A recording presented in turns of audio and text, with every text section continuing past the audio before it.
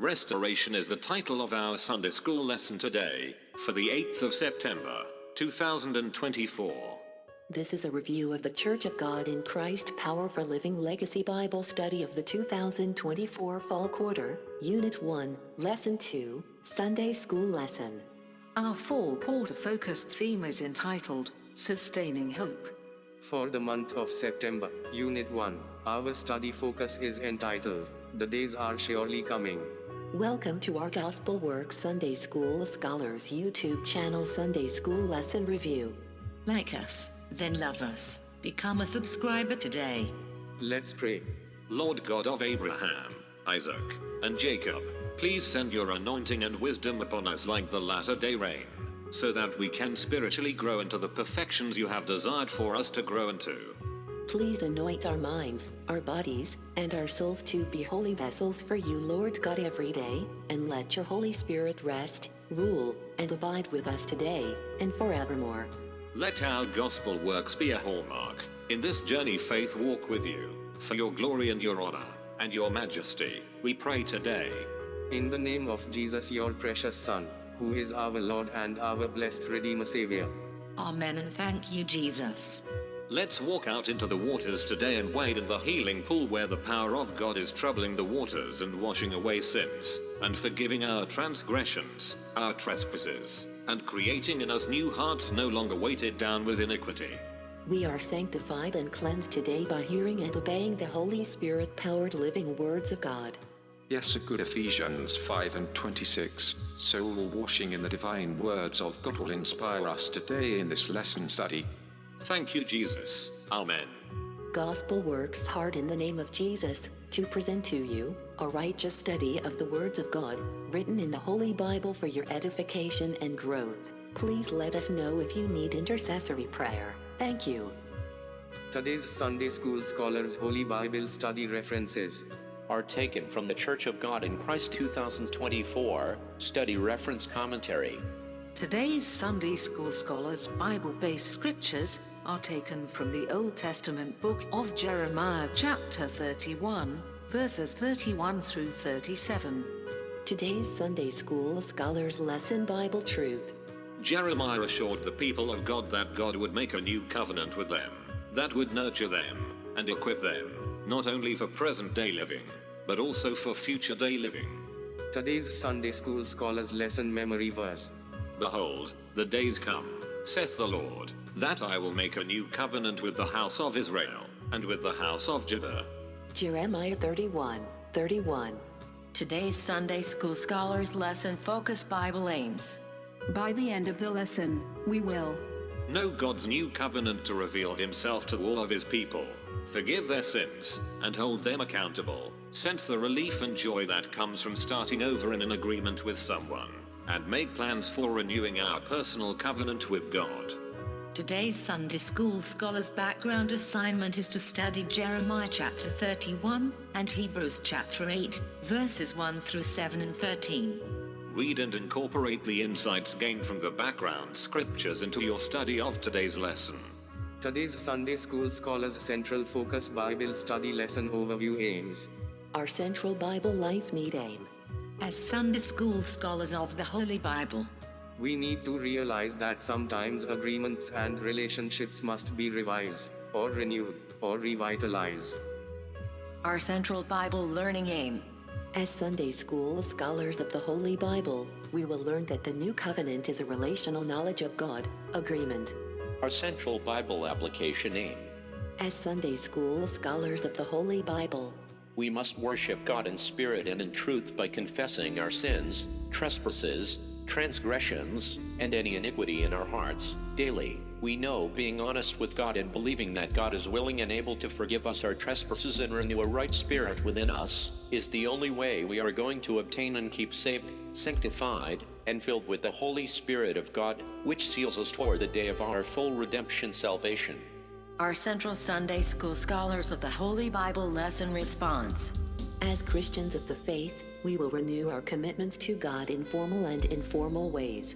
Today's Sunday School Scholars Bible text includes some of our background reading assignment. for clarification and ease of understanding, we are quoting from the Good News Bible today. Jeremiah 31:31. The day will come, says the Lord, when I will make a new contract with the people of Israel and Judah. Jeremiah 31:32. It won't be like the one I made with their fathers when I took them by the hand to bring them out of the land of Egypt, a contract they broke, forcing me to reject them, says the Lord. Jeremiah 31:33. But this is the new contract I will make with them. I will inscribe my laws upon their hearts, so that they shall want to honor me. Then they shall truly be my people and I will be their God. Jeremiah 31:34. At that time it will no longer be necessary to admonish one another to know the Lord, for everyone, both great and small, shall really know me then, says the Lord, and I will forgive and forget their sins. Jeremiah 31:35. The Lord who gives us sunlight in the daytime and the moon and stars to light the night, and who stirs the sea to make the roaring waves, his name is Lord Almighty, says this. Jeremiah 31:36. I am as likely to reject my people Israel as I am to do away with these laws of nature. Jeremiah 31:37. Not until the heavens can be measured and the foundations of the earth explored, will I consider casting them away forever for their sins. Today's lesson background reading assignment is quoted for you. For clarification and ease of understanding, we are quoting from the Good News Bible today. Hebrews 8:1. What we are saying is this: Christ, whose priesthood we have just described, is our high priest and is in heaven at the place of greatest honor next to God himself. Hebrews 8:2. He ministers in the temple in heaven, the true place of worship built by the Lord and not by human hands. Hebrews 8:3. And since every high priest is appointed to offer gifts and sacrifices, Christ must make an offering too. Hebrews 8:4. The sacrifice he offers is far better than those offered by the earthly priests, but even so, if he were here on earth he would not even be permitted to be a priest, because down here the priests still follow the old Jewish system of sacrifices. Hebrews 8:5. Their work is connected with a mere earthly model of the real tabernacle in heaven. For when Moses was getting ready to build the tabernacle, God warned him to follow exactly the pattern of the heavenly tabernacle as shown to him on Mount Sinai. Hebrews 8:6. But Christ, as a minister in heaven, has been rewarded with a far more important work than those who serve under the old laws, because the new agreement that he passes on to us from God contains far more wonderful promises. Hebrews 8:7. The old agreement did not even work. If it had, there would have been no need for another to replace it. Hebrews 8:13. God speaks of these new promises, of this new agreement, as taking the place of the old one, for the old one is out of date now and has been put aside forever. Light on the word. A covenant is not simply an agreement between two parties. Covenants are not arbitrary, they are binding. Covenants are special relationships by which the parties enter into a binding commitment with one another. This committed relationship makes a demand on each party. In the Bible, we see all types of covenants. There are the covenants that are made between groups and nations, as was the case when the Gibeonites made a covenant with the children of Israel. See Joshua chapter 9 verses 6 and 15. Still another type of covenant is demonstrated in the relationship between David and Saul's son Jonathan. This relationship is not a trivial friendship. The scriptures tell us that the soul of Jonathan was knit with the soul of David, and Jonathan loved him as his own soul. See 1 Samuel 18:1.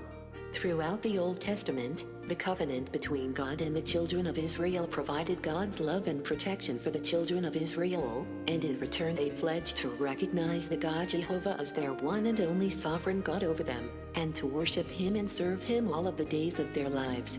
God used the children of Israel to educate the world that He created about who He was, and is, and always will be, so that His beloved inhabitants, once they come into the knowledge about Him, could elect to be with Him, or to reject Him. This is why the covenant between God and the children of Israel was so important. It was a worldwide document full of life to those that accept their Creator as Lord and Savior over them, and full of death to everyone that rejects their Creator as their Lord and Savior over them. Teaching the Bible lesson life need for today's lesson aim. Sunday school scholars of the Holy Bible will know that sometimes agreements and relationships must be revised and renewed. Today's lesson introduction is entitled Jeremiah's prophecy of a new relationship. Jeremiah was the final prophet to the southern kingdom of Judah, and was from Anathoth, a priestly community belonging to the tribe of Benjamin.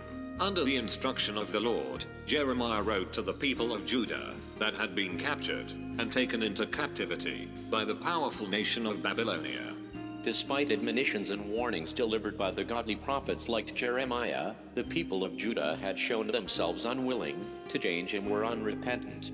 Jeremiah continued to prophesy to the people. He let them know that God would restore their relationship with Him through a new covenant. This new covenant would bind them to the Lord in a unique and different way. It would also give them the ability to obey the stipulations of the covenant and to experience the Lord in their midst.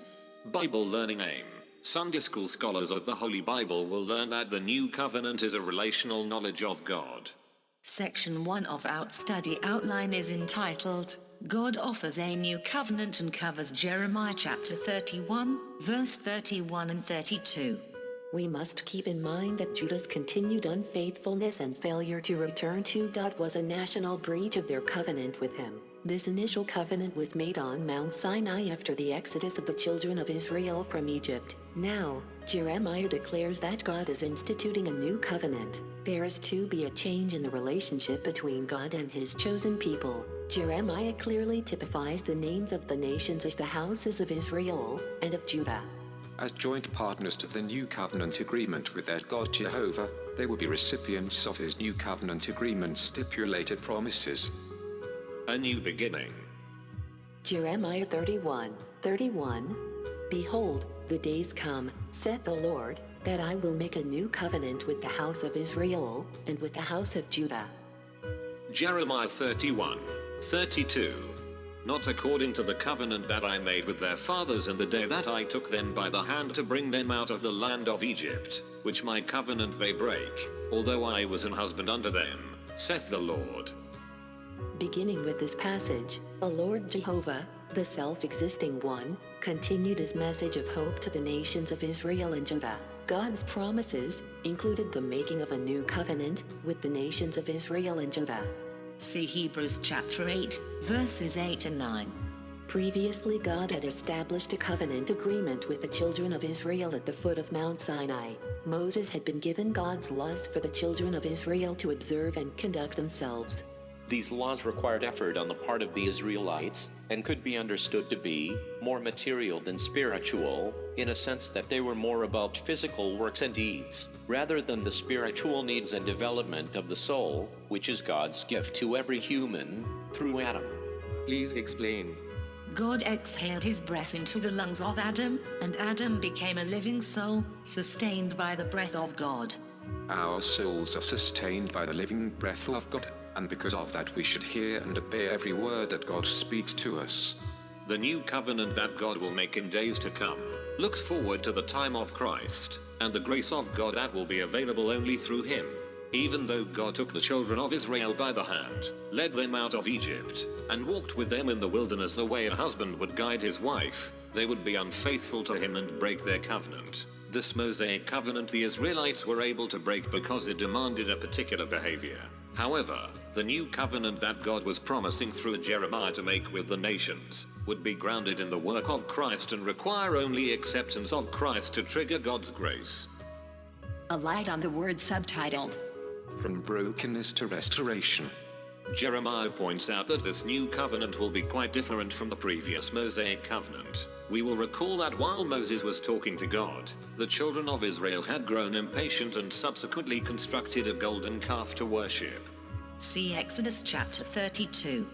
Thus the initial covenant was broken before Moses could even come down from Mount Sinai.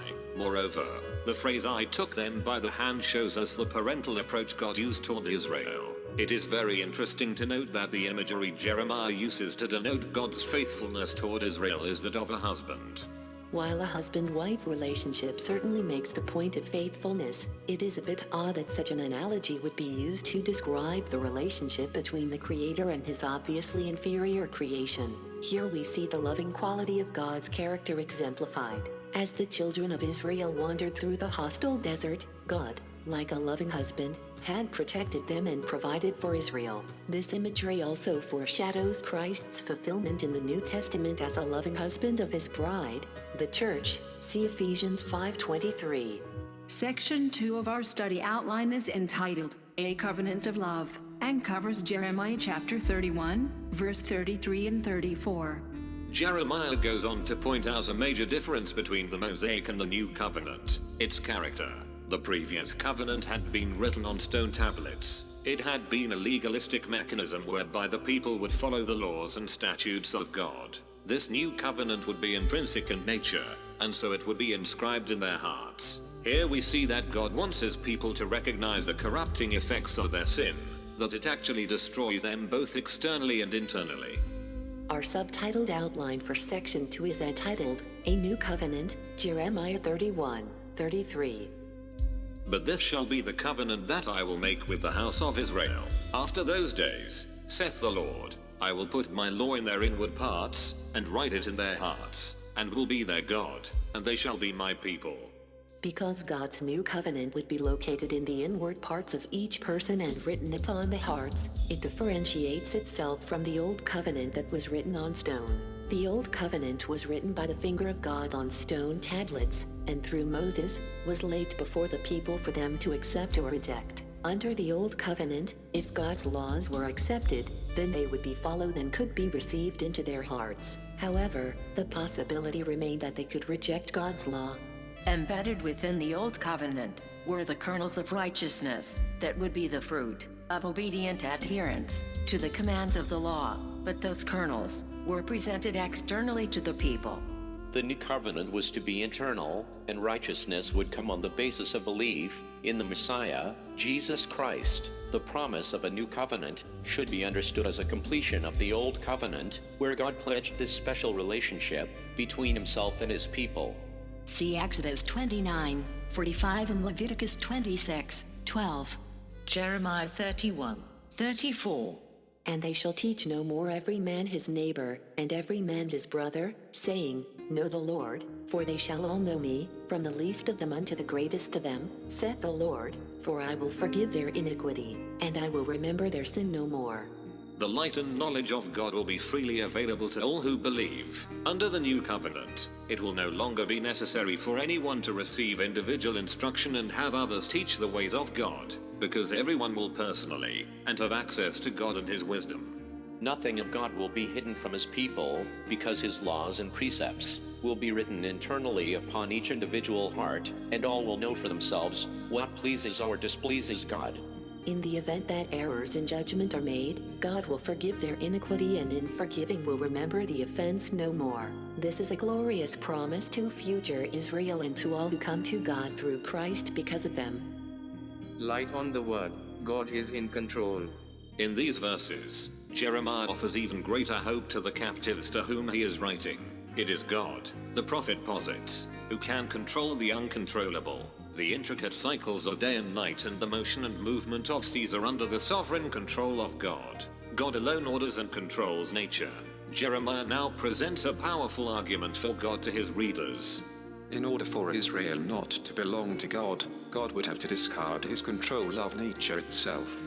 Something that clearly cannot happen since God alone is sovereign and in control of the nature of things. Section 3 of our study outline is entitled, A Covenant of Everlasting Intimacy. Jeremiah chapter 31, verse 35, 36, and 37 are opened up to us here. Only God is all-knowing, or omniscient. Since there is no one who can know these marvelous secrets of nature, then the captives could rest in their assurance that Israel would again be a nation of God's chosen people. God and God alone, the prophet declares, is able to restore his people, and only he can hold any power against them.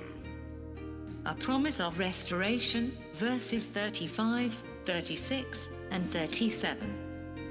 Jeremiah 31, 35.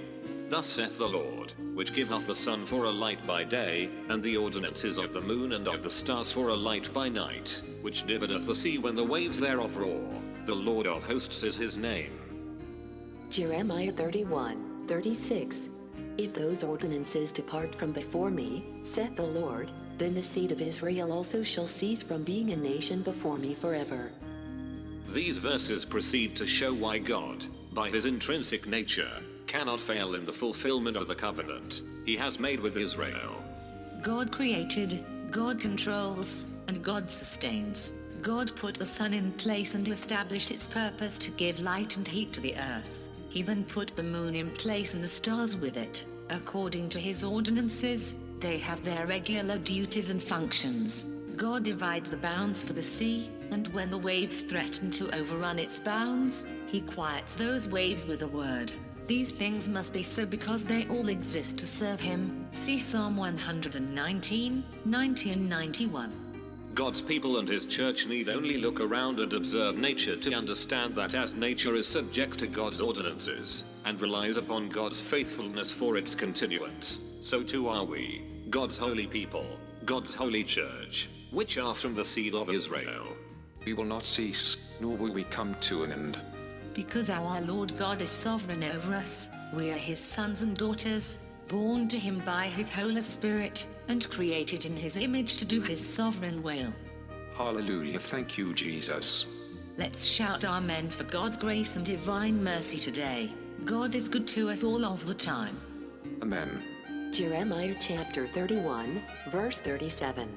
Thus saith the Lord, if heaven above can be measured, and the foundations of the earth searched out beneath, I will also cast off all the seed of Israel for all that they have done, saith the Lord. It is nearly impossible for man to measure the heavens or to determine the foundations of the earth. God's word established the heavens and the earth, and that same word declares that they are hung upon nothing. See Job 26, 7. Believing this to be true, God's people and his church can be assured that he has the power and the goodness to be faithful to the promises he has made. Iniquities will be pardoned and forgotten, nations will be rebuilt, future generations will be enlarged and protected, and God will be their God through all eternity. This is the gift of grace to all the seed of Israel who embrace Christ as Lord and Savior. Light on the Word, blessings of God's new covenant. Jeremiah is clear that the blessings of God's new covenant will be experienced by a fully restored nation. More importantly, present-day believers have the assurance through Christ Jesus that the blessings of God's new covenant have been extended to us. Today's Central Bible Application Name. As Sunday school scholars of the Holy Bible, we will confess our sins daily, believing that God is willing and able to forgive us of all of our sins and to renew right spirits within us. We have eternal life because the Holy Bible inspired by God, said we do. When we believed his words, God sealed us with his Holy Spirit, making us his sons and daughters, and sisters and brothers of each other in his holy family. In today's world, agreements are constantly made and broken.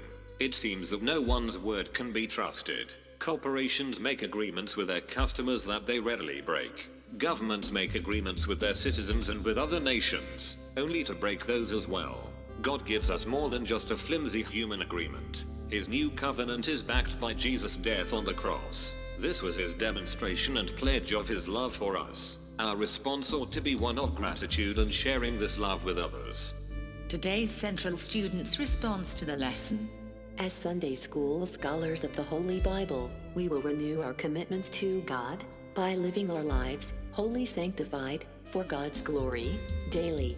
On our jobs, and in our homes, and in our communities, and in our social gatherings, we will not be ashamed of the gospel of Jesus Christ. The Lord told his people that I will remember your sin no more. From Jeremiah 31:34. Again and again we see that God continues to forgive and love his people despite their sins. As recipients of this amazing love, we do not want to take it for granted. We need to pray and examine our lives. If there is any old anger, hurt, betrayal, or heartbreak, it only means that God is presenting us with an opportunity to forgive and be forgiven. Only then can we renew a righteous relationship with God our Creator. Today's Sunday School Scholars Benediction Prayer.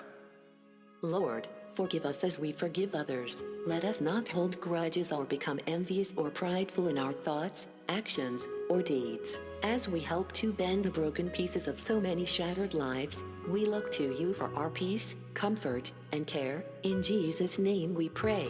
Amen. Well, that does it for our lesson study together today. If the Lord delays his coming, saints of God, Gospel Works will meet and greet you next week with more Christ-produced benefits on this YouTube channel. Go with God, and he will go with you through every trial and tribulation, every test of your faith, every storm in your life, and every challenge you may encounter. Thank you, Jesus. And above all, pray every day as the Holy Spirit leads you to pray. Thank you again for dropping by to visit us today. Praise God and bless his holy name, Jesus. Dear saints of God, until next time when we can greet you again.